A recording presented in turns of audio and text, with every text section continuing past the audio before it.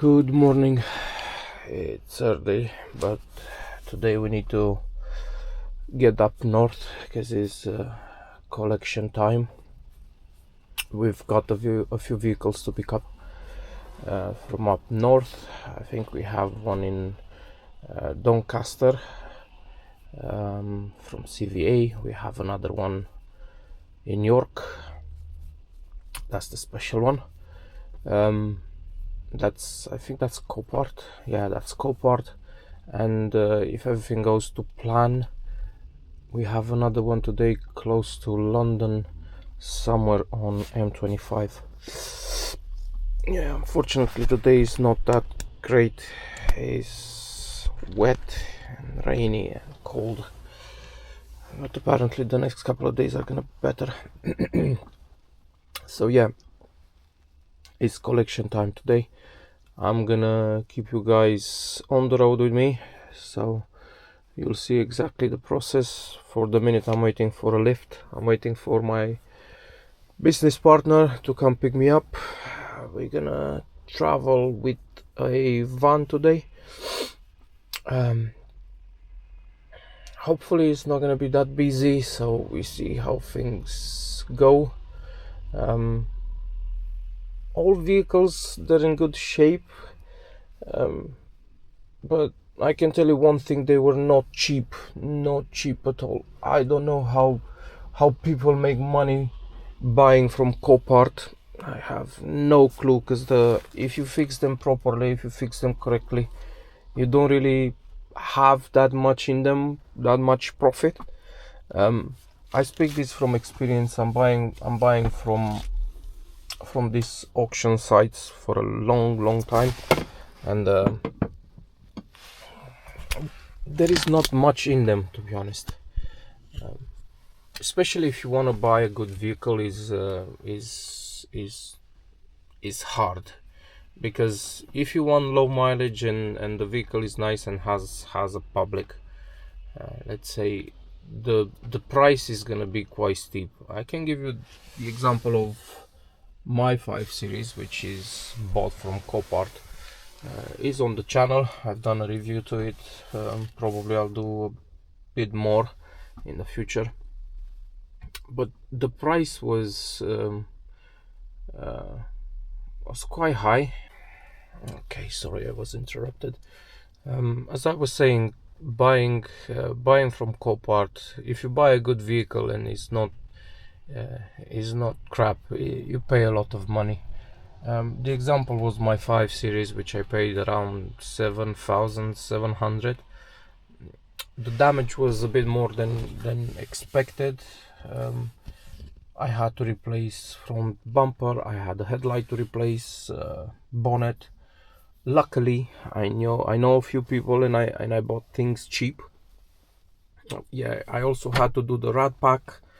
I had to do I think I've done the climate system. The AC had to be regassed, and it's the new type, which is expensive, quite expensive.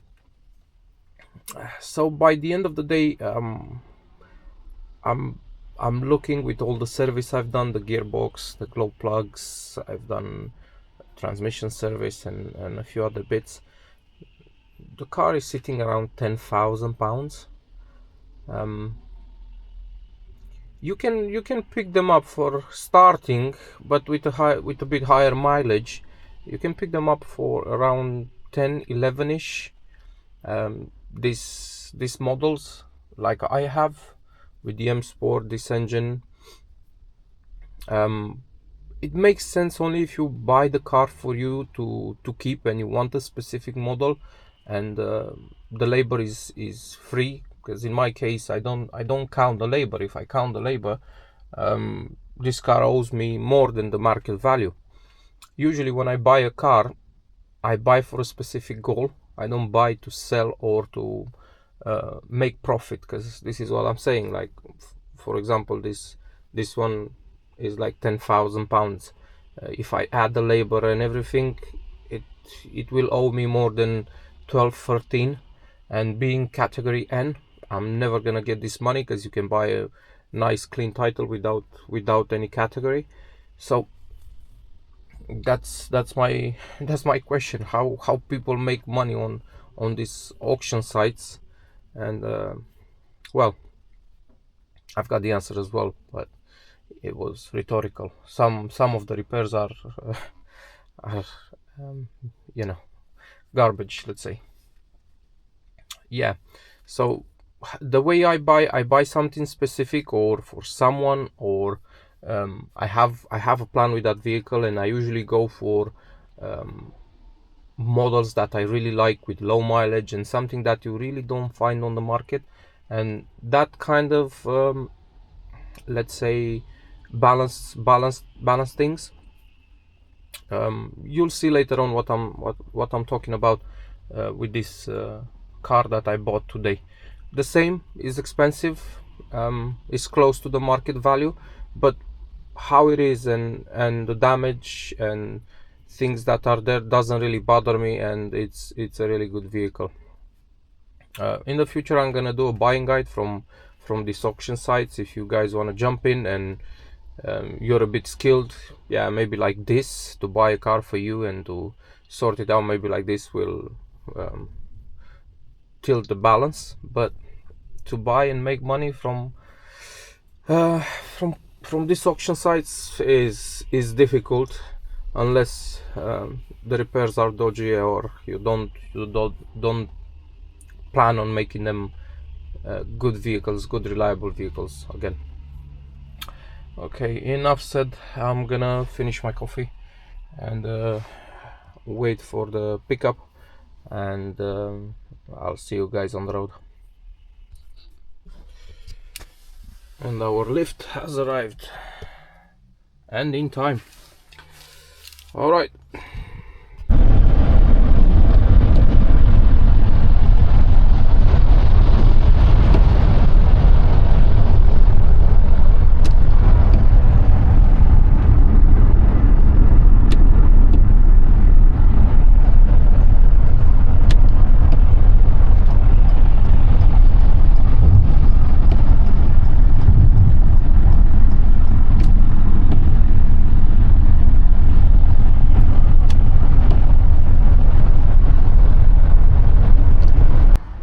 Okay, so we managed to get the first one. Unfortunately, I couldn't film there at Copart. The weather was absolute shit. We had another issue as well. I think the car had different number plates, and we had to find something to make some number plates. This is what we get. The first one is a 595 in blue. The car is low mileage, it's 30,000, runs pretty well. I drove it till here. This is the extent of the damage. I don't know how well it shows. It's not that bad as well. I'm thinking maybe see if I can sort it out with some PDR. I'm not very sure, but we'll see how it goes. Inside the same, nice and clean, 2 keys. Engine pulls well, no funny sounds, no nothing. Let's do a few things quickly. I want to cut this things that hold the keys, and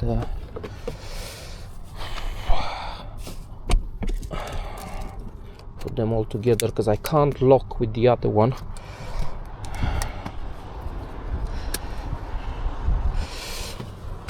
I don't know where I put the other one.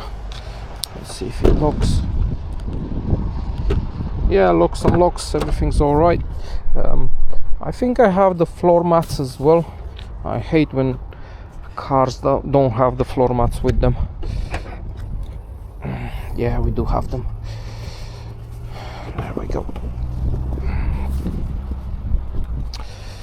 At least get one in, so we don't dirty it more than it is.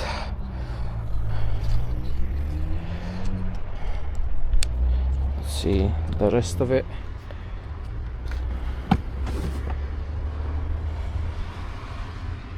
As I said, nice and clean.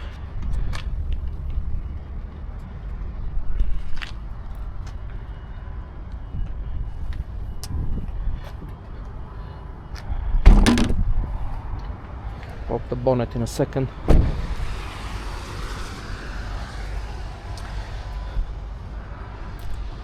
And now we're waiting for the other one to show up.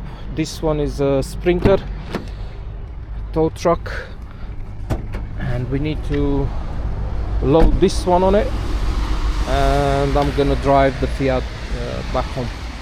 And later on, if we have the time for today, we need to pick up another one close to London. It's a Porsche Cayenne, but we'll see what the time allows us. Looks pretty good. I don't see any signs of leaks of anything, but with 30,000 miles you would not expect. They're pretty reliable from what I've heard. Not that much goes wrong with them. You can imagine if people are tuning them and upgrading, and they go up in power this much. I've seen a few of them with over 250. They should be all right as vehicles. So yeah, we're gonna fix this dent.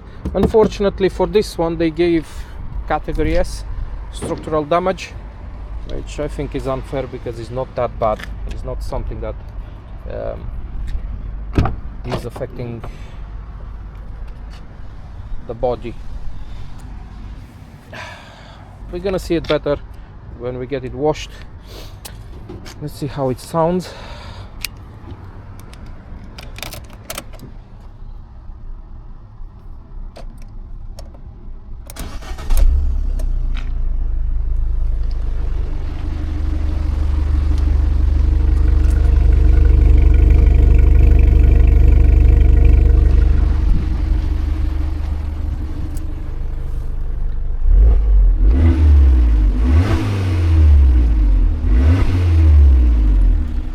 Yeah, overall a pretty nice vehicle. We have a few things to do to it. Obviously clean it, do a proper service.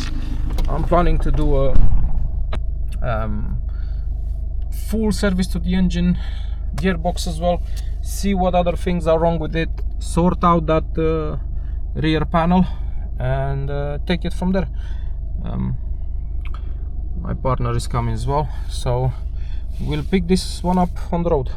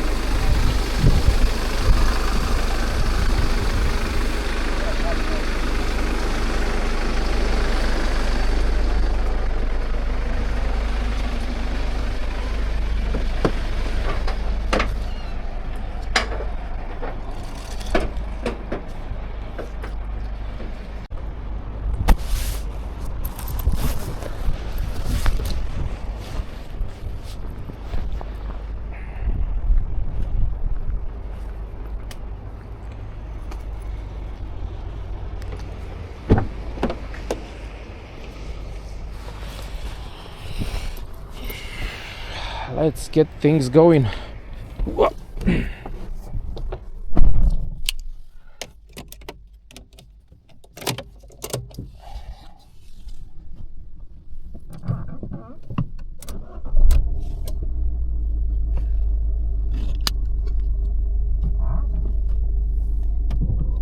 Okay, so our trip is coming to an end. We're close to home. We've driven 3 hours and 40 something minutes. The little Fiat was brilliant. Fuel consumption, we're around 44-45 mpg, which is quite good.